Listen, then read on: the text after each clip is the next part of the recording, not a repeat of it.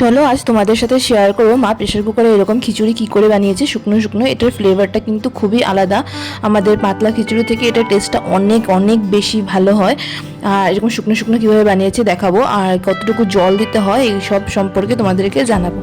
তো প্রথমে মা 1 কৌটো চাল নিয়ে দিয়ে দিচ্ছে, আর এদিকে আধা কৌটো তোমার ডাল নিয়ে নিয়েছে, মানে মুগ ডাল। আর ওদিকে তোমার আধা কৌটো বুটের ডাল ভিজিয়ে রেখেছিল সকালবেলায়, আর রাতের বেলা খিচুড়িটা বানাচ্ছে। একটা গোটা পেঁয়াজ, আর এখানে দেখো কিছুটা আদা আর রসুন নিয়ে নিয়েছে। এবার পেঁয়াজটা এরকমই থাকবে, আদা রসুনগুলোকে বেটে নিতে হবে ভালো করে।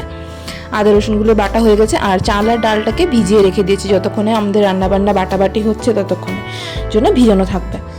তো প্রেশার কুকারটাকে বসিয়ে দিয়ে সরষের তেল কিছুটা দিয়ে দিয়েছে, একবারে রান্না করার মতন রান্না করা হবে এটা, দেখো আশা করি নতুন কিছু দেখছো। তারপর এর মধ্যে আমার ফোড়নের যা যা জিনিস লাগবে সেই সব দেবে, মানে শুকনো মরিচ কিছু দিয়ে দিয়েছে। এদিকে মশলার মধ্যে আদা রসুন বাটাটা যে দেখিয়েছিলাম সেটা এর মধ্যে দিয়ে দিয়েছে, জিরে ধনের গুঁড়ো, হলুদ গুঁড়ো, নুনের গুঁড়ো দেবে। আর মা প্রথমে নুনের গুঁড়ো দিতে ভুলে গেছে, আমার ভিডিও যখন আমি করতে যাই মা এইসব কিছু না কিছু ভুলে যায়। আর তারপরে দেখো লঙ্কাগুলো মানে তোমার ভাজা হয়ে যাওয়ার পর, শুকনো মরিচ দিয়েছে সেগুলো ভাজা হওয়ার পর মা পেঁয়াজগুলোকে দিয়ে দিয়েছে। পেঁয়াজগুলোকে একটু হালকা লাল করে ভেজে নেবে। এই দেখো আমি বললাম তো, আমি ভিডিও করতে গেলে মা কিছু না কিছু ভুলে যায়। ওদিকে 5 ফোড়নের যে মৌরি মেথি এসব দিতে মা ভুলে গেছিলো, তারপর পাশ করে এগুলোকেও দিয়ে দিয়েছে, দিয়ে ভাজা করে নিয়েছে।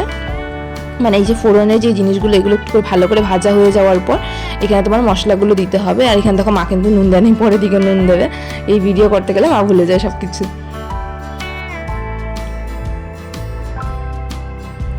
দেখো যে মশলাগুলোকে জল দিয়ে তরকারির মতন করে বসিয়ে দিতে হবে। তারপর যখন শুকিয়ে আসবে মশলাটা, মানে দেখো শুকনো শুকনো হয়ে যাবে একদম, তরকারি যেমন রান্না করা হয় মশলা কষানো, মশলাটা কষিয়ে নিতে হবে। তারপর এখানে চাল ডালগুলো দিতে হবে।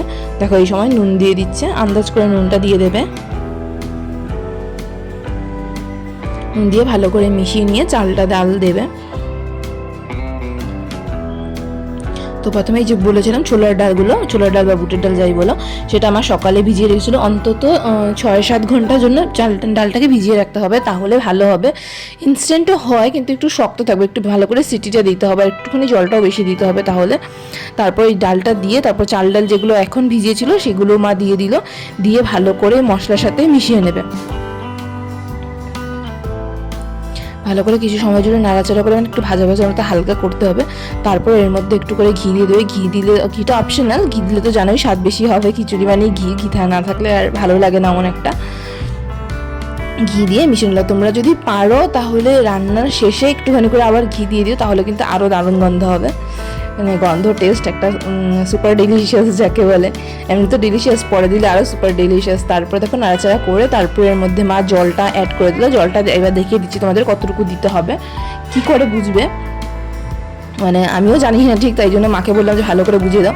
তো পুরোটা মিশিয়ে নিল, চালে জলে ডালে সব কিছু মশলা টশলা মিলে। তো এবার দেখাবে যে জলটা কতটুকু দিতে হবে। দেখো চালগুলো একদম সমান হয়ে বসে গেছে নাড়া দেওয়ার পরে, কোথাও উঁচু নিচু নেই। তো এবার মা দেখিয়ে দেবে তোমাদেরকে কতটুকু মানে দিতে হবে। তো দেখলাম মা আবার দিল জল, দেখি এবার দেখাক মা কীভাবে দিতে হবে। এই দেখো খুন্তিটাকে মা বসিয়েছে, খুন্তিটাকে চালের উপর বসিয়েছে, তো একদম প্রেশার কুকারের তলা পর্যন্ত নেই, চাল যতটুকু আছে চালের থেকে এইটুকু পরিমাণ জল আছে, এইভাবে বোঝা গেল। তো এর হচ্ছে যখন ডুবিয়ে দিল, দেখো চাল থেকে নিয়ে জল পর্যন্ত পুরো অতটুকু, মানে যতখানি চাল অতখানি জল বলতে পারো, বা তার থেকে একটুখানি বেশি দিলেও অসুবিধা নেই, একটু হালকা নরম নরম হবে। কয়েকদিন বানানোর পর আপনি বুঝে যাবে। তো ছোট ছোট সিটিগুলো কিন্তু কাউন্ট করবে না, এখানে ছোট ছোট অনেক রকম সিটি দিয়েছিল, সেগুলো মা গুনে নিই, অবশ্যই এগুলো গুনতে হবে না। যেগুলো বড় বড় লম্বা লম্বা সিটি দিয়েছে সেগুলোতে তোমার 8 থেকে 9টা মতন সিটি দিয়েছে। সিটি দেওয়ার পর কিন্তু খুলে নিতে তৎক্ষণাৎ 9-10টা মতন সিটি দিতে হবে। দেওয়ার পর কিছু সময় যাবত ওই মানে গ্যাসটাকে অফ করে দিয়ে এরকমভাবেই রেখে দিতে হবে। ভিতরে ভাপটা থাকবে, তো সেই ভাপটায় আরও যতটুকু মানে যদি শক্ত থেকে যায় কিছু, তো সেটা কিন্তু রান্না হয়ে যাবে। তো আরও 5-10 মিনিট 15 মিনিট মতন পর, যদি বেশি খিদে না লেগে থাকে, তারপর এটাকে খুলে দিও। খুলে দেওয়ার পর দেখো একদম রেডি হয়ে গেছে, দেখতে একদম উপরে দেখতে পোলাও বা বিরিয়ানি ওরকম টাইপের লাগছে, কিন্তু মানে যখন মিশাবে তখন দেখবে আঠা আঠা টাইপের জিনিসটা হয় একটু।